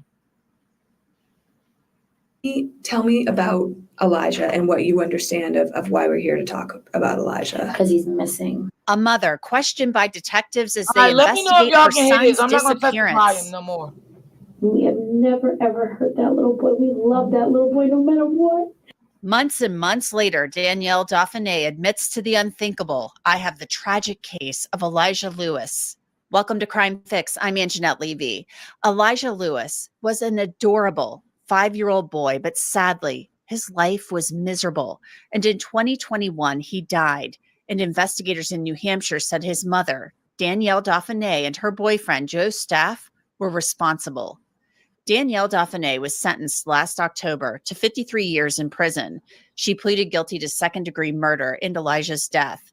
The little boy disappeared in September of 2021. Investigators believe he died between September 21st and September 24th of that year. I want someone who negotiates low prices for me. Like some sort of savings wizard? Exactly. Join the club.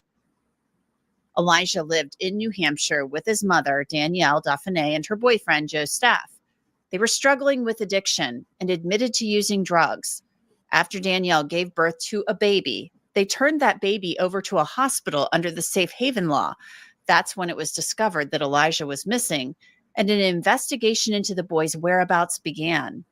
Police tracked Danielle Dauphiné and Joe Staff down in New York City. Why you guys roughing me up? I can't go to the store right now because I'm on and not only that, I wasn't. It's okay. I'll find it. I'll find it over the weekend if we do it.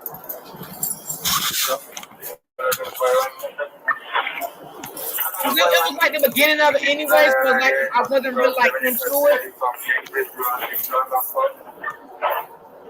Okay, sis. I think. What's your name?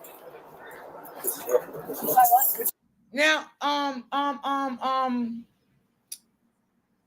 Mama Dukes, let me know, can you hear this very clear?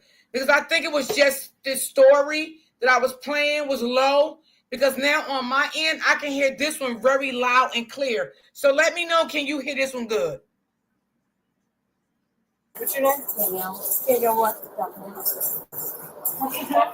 Now, Danielle Dauphiné acts surprised that she's being taken into custody. Babe, I love you. I love you. I don't know what's going on. What's going on? Okay, thank you, Mama Dukes. Yeah, I think it was just a story that I was trying to cover. I think it was their audio. So.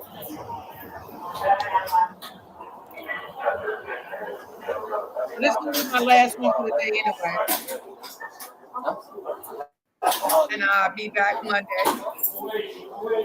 Who's coming? What? Who's coming to pick us up? Who's coming to pick us up? Whatever he said, I had no idea either. Sorry. What Danielle Dauphiné did to her son is beyond the pale. She tortured him, she beat him, and starved him. She said she hated him. Okay. She may have given birth to him, but she wasn't much of a mother. I searched her in truthfinder.com, which is one of the largest public records search services out there. Danielle appears in Truthfinder, having lived in New Hampshire. And under criminal and traffic records search results, her criminal record for endangering children and second-degree murder appears in those results. Ooh. She'll likely spend the rest of her life in prison for Elijah's death.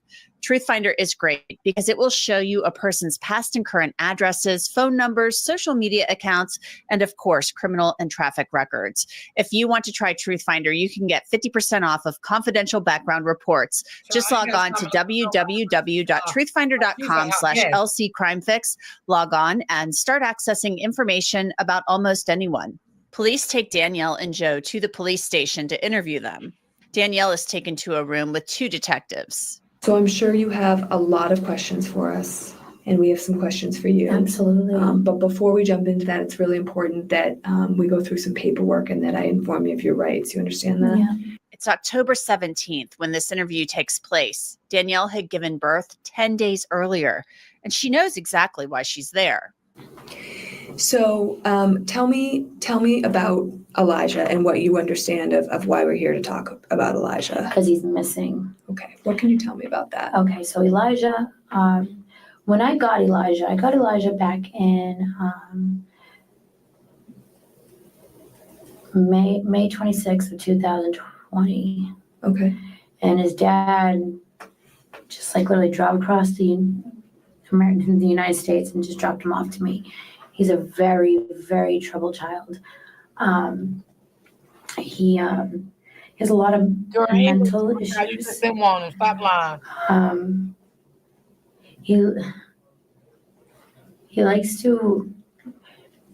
Elijah likes to sneak out of the house. So we have a slider door. And I don't know if you guys have been there. I have, yeah. So you've been to my house. So yes. Have you felt the slider door, the wiggly handle? I didn't touch the handle. Okay, no. so the slider door doesn't lock doesn't latch. He likes to sneak out while we sleep. He wanders while we sleep. He's a wandering little boy. So he's done that so many times. We would wake up and we'll find him. He'll come back in. He'll wake up, come back in, whatever. So you heard that Danielle say Elijah was a troubled child, and she suggests that he may have simply wandered out of the house. She said it's something that he's done in the past. Then Danielle admits that she and her boyfriend, Joe Staff, were using drugs. Well, Joe and I started using drugs again. We were in active addiction. Okay. When did that happen? I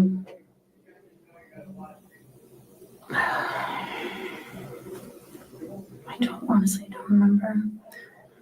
So are we talking When I was pregnant. months ago, Yeah, years ago? Months ago when I was pregnant with my son. It's kind of unbelievable, but Danielle says she and Joe started using drugs again because Elijah was so difficult. She blamed Elijah for their drug use. She said other things about Elijah too. Because Elijah is just so much to handle. He would touch our daughter in her private spots. Okay. She would hide knives under his bed, tacks under his bed. He would steal things from our kitchen, and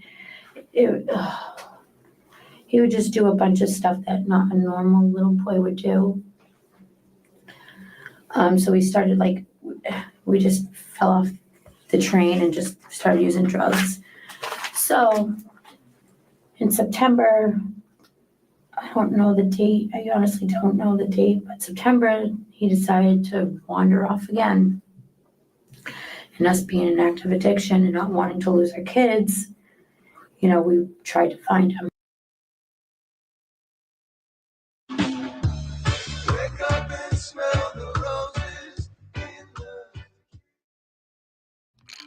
Stop trying to fit yourself into a one-size-fits-some routine. It's time to find one that fits you. Meet Black Girl Vitamins, the best vitamins and supplements created for Black women by Black women to provide effective and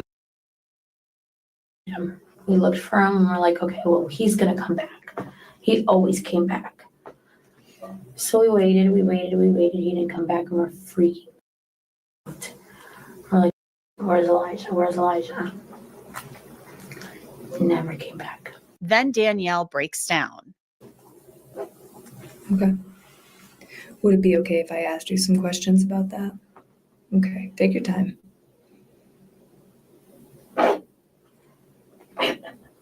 Danielle tells the detective that Elijah sneaked out of the house about a dozen times. If I wasn't using, I would have reported him missing right away. But it sounds so up. I'm so sorry. The detectives listen as Danielle tells her story. They let her talk and they listen very calmly, but they likely don't believe a word she's saying. Their priority is finding Elijah. Well, tell me, so when did he go missing? I don't know when. We were sleeping. Okay. So we don't know when he went missing. No, I mean like a date or a day. Oh, I don't. Oh, God. Dates don't register. Okay. Using. Was it summertime? No, it was September. It was September. Okay. Yeah, this was right before. Yeah, he was excited that we were having our baby and everything. He was so excited that the baby was coming because we were so close to delivery. Walk me through it sequentially. So I'm trying. It's obviously I came back in and I took the stuff and I went and got high because I was freaking out. So it's all a blur. So you said you walked outside and then came back inside and got high? Mm-hmm. Okay. Because I'm like, I can't find him. So did you get high before or after you woke Joe up? I got after. Okay, so you woke Joe up and you said Elijah's gone. And what did he do? He was like, what the again? I'm like, yep. I'm like, but this time I can't find him. I was like, I don't know what to do. I'm freaking out. I was like, I need to do something. I need to calm down. I need to do something. Did Joe get high with you? Mm-hmm. And then what happened? And then we were just trying to think of what to do, where to find him. We've been looking for him every day. Every day. Why didn't you call the police? Because we didn't want anything to happen. because DCYF would get involved, and then my daughter would get taken away. So I don't know. It's so hard to explain to people that aren't addicts why we do the things we do, like why we ran, because we're scared. We're human, you know. It's a reaction. We didn't know what, just like we didn't know what to do. And when you say you ran, you're talking about when you fled from New Hampshire last week. The detectives already realize and they know that this sweet little boy in the photos is likely dead. At one point, Danielle talks about Elijah doing things to harm himself. So he'd be poking himself with a tacks. And what other self-harming behaviors would he do? He would scratch his throat.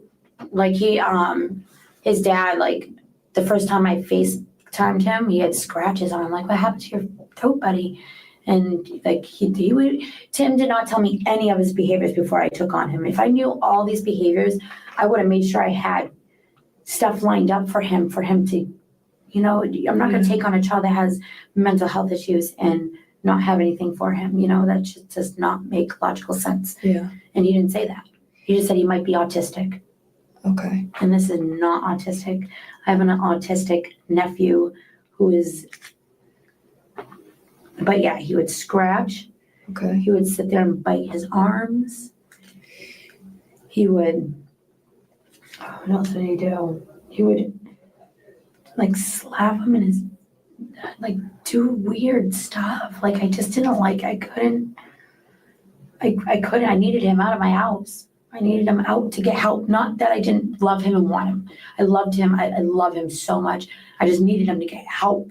And I was just watching him suffer and I couldn't do anything. You know what I mean? I couldn't do nothing. But slowly, Danielle begins to reveal some things that add some background to her story. I was depressed. Okay. I never left a house.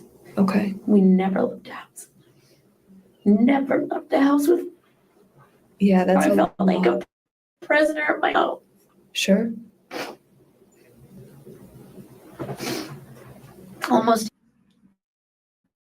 Once you try a comfort hoodie, you can't go back to regular hoodies. They're slightly weighted, super oversized. Hey, it's that OG, perfect how are fit that you? makes you feel like you're wrapped in a blanket, but you get to look like you have your life. I haven't left my house. The only time I left my house is now. I haven't left my house since. Wow. Do you drive? No.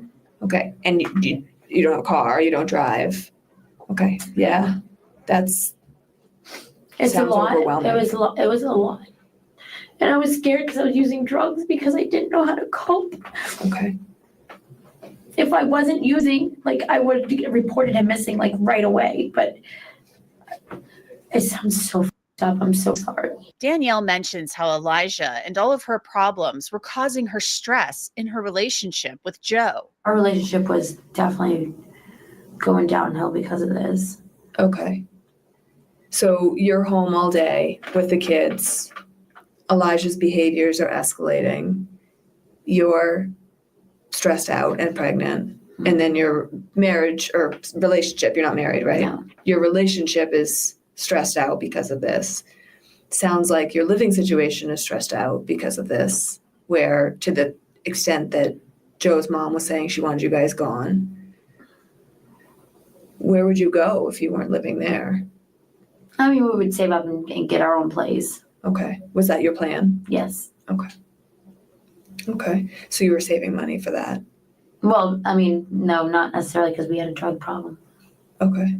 But we were actually going to go to detox before we left.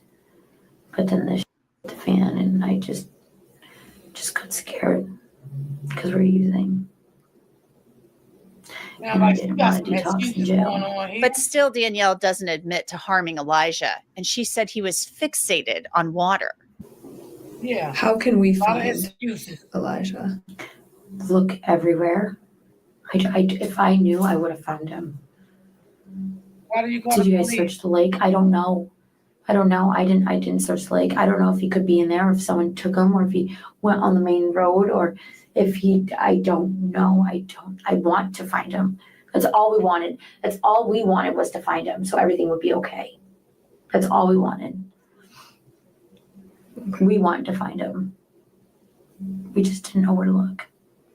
I mean, we don't know how to look in the lake. I just don't. Is that where you think he is? The lake? No, I mean, that's a huge possibility. You know what I mean? We have a lake in our backyard and a little boy. I don't know. Like, I don't know. It could be a possibility, but I don't know. I can't say. I don't know. I hope not. This interview with Danielle goes on for more than 2 hours, and the detectives try to get Danielle to tell them where Elijah is by empathizing with her. You had more than your fair share on your plate, okay? Mm-hmm. And I think that anybody who was in your shoes, in your situation, would have lost it. Oh, I definitely would not hurt him. No. If that's what you're going with, no way. No. So Danielle, you don't have to get upset, okay? Mm-hmm. I'm just hear me out, okay? Mm-hmm. This kid had a lot of problems. Mm-hmm. Yeah. And he brought a lot of problems into your home. Mm-hmm. And I think everybody has limits. I'm telling you the God honest truth. I did not do anything to hurt that little boy. I will swear on everything. No, I swear on everything. Okay. I swear on everything. I swear. Detectives are interviewing Joe's staff in another room around the same time. You know, Elijah, just like he ran out of the house. I don't know if he ran or walked or crawled or whatever it was. But he's missing. I have no control over a young boy walking away or whatever that happened. Okay, well, let's just call it what it is. We already told you that that's not what happened. You and I both know that's not what happened. No, that is what happened, Joe. 100%. Then the detectives turn up the heat on Danielle to see if she'll turn on Joe. If I knew where he is, I would honestly tell you right now. Is that because Joe disposed of him? No. Did Joe bring him somewhere? No. Well, then where is We know that finding high-quality foods you can trust can be challenging. That's why Go Macro is making Natural Grocery Store's best-selling bar available nationwide. Not. Okay, well, that's what I think, you know? Well, I would know that, though, because I was with him and he did not do anything. Yep. We have never, ever hurt that little boy. We love that little boy no matter what. But I don't want you to have the weight of the world on your shoulders We didn't for the do rest anything. of your life. Do anything. He did not. There's no body. Then where is he? So, I don't know. Where is he? Why didn't you report it to the police? That's your child. Where do you think he would go? I don't know. He could have been in the lake. Did anybody check the lake? Of course. Nothing. Yes. No. What? I haven't found him. No. I don't know. Where do you think that we should look? Everywhere. Well, I mean, try to be a little bit more specific than that. All over Merrimack. I don't know. There's woods surrounding Well, he was on foot. our neighborhood. I'm talking about. There's woods. You search all the woods. I don't know. I don't know if someone saw him on the road and took him. I don't know. I don't have a body. I wish I did. I don't. About a week after this interview, Elijah's remains were found buried at a state park in Massachusetts. His autopsy showed that he died from violence and neglect. He had injuries to his face and scalp and acute fentanyl intoxication. He was malnourished and had pressure ulcers. Prosecutors said Danielle beat and starved her son to death. He was tortured. Danielle Dauphinais was charged with first-degree murder and second-degree murder. Joe's staff pleaded guilty to a manslaughter charge. Danielle later pleaded guilty to second-degree murder. At her sentencing, her attorney said she was abused as a child. The prosecutor read texts between Danielle and Joe where she wrote, "He said he wants food and he wants me to stop starving him because it's not nice."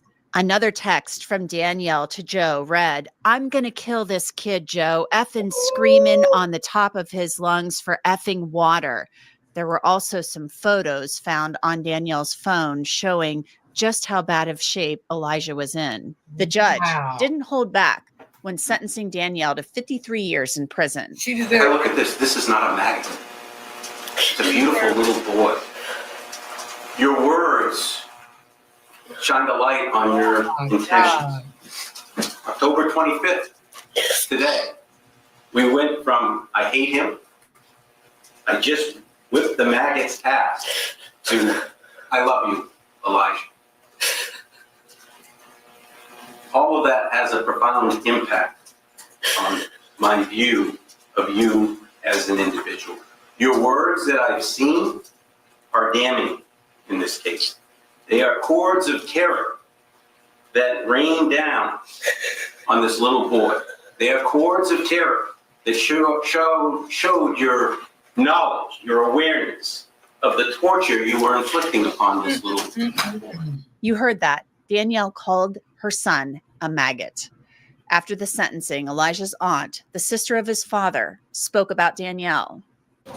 Justice, I feel, was served a bit today. Knowing that she won't be getting out and she'll most likely die in prison is a huge relief, I think, for everyone right now.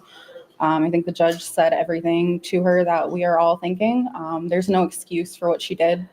She did not show any remorse at all for her son, and she deserves everything that she gets. And I am glad to hear that she's being haunted by him. That's what she deserves. She is a snake.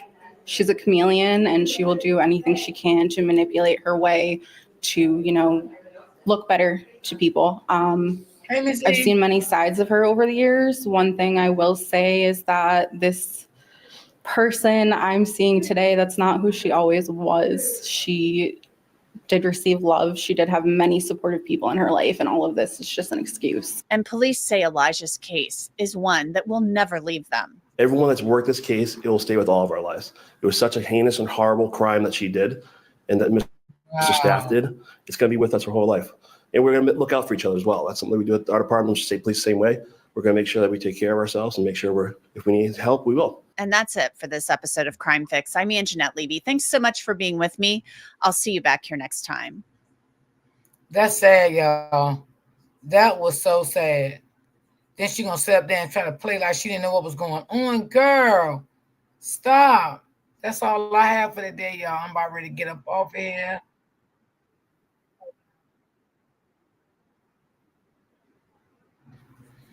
Yeah, that is it for today. I'm ready to get up off of here. Thank y'all for timing in. Appreciate y'all. Appreciate you. I'll see you guys on Monday, because I got some stories I want to look at over the weekend and share. I think it's could be 3 or 4 parts to it, but I can do it over the weekend. I'm not going to do it in one day. I know that. So,